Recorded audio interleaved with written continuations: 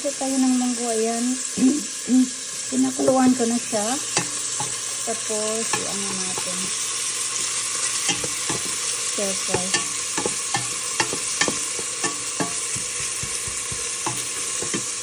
And then I'll smart to help me. And I'm gonna put the mung. We call it munggo. Stir fry. There it is. There you go. The later. I felt like we're shaking. No, they have the small one.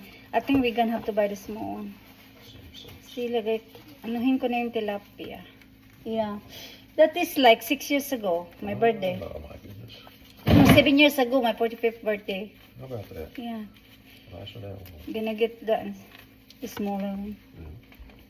Because it take forever to finish. Yeah, I bought one I sent to the Philippines in Sam's. I'm gonna have to ask Ate Amy then. Oh. Because it's so troublesome. Look. Yeah, it is.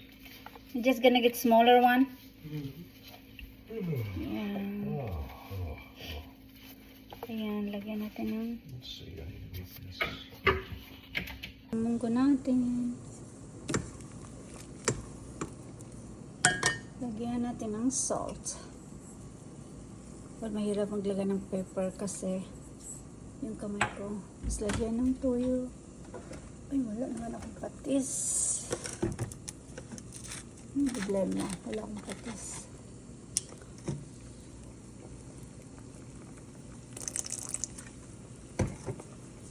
Diba? Then, ilagay natin yung green bean.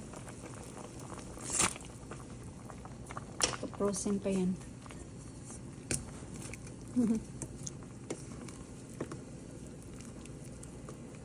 And then cook. Lutuin muna. Ayan na yung munggo ko. Laki-laki na ano.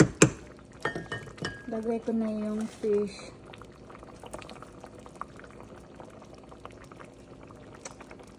Sandali.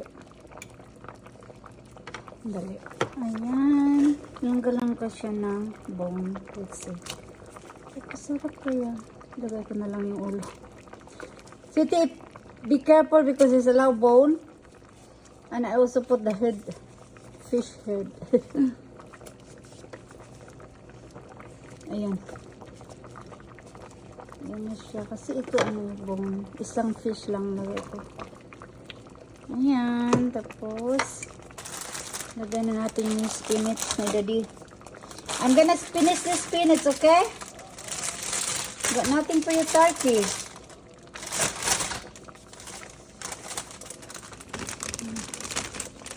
Yeah.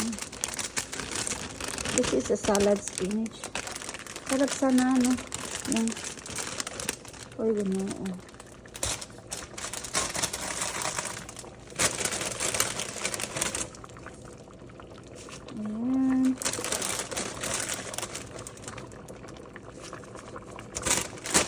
But I'll leave you some for your turkey. Yeah, I can leave you some. Ano siya? Sarap. Tapos i-turn off ko na kaya. Nagdagan natin ng toyo. I stir fry this with olive oil.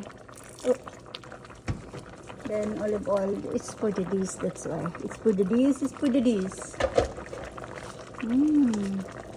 Bon appetit! Yan guys. Sarap ng munggo na may isda na tilapia. Ayan.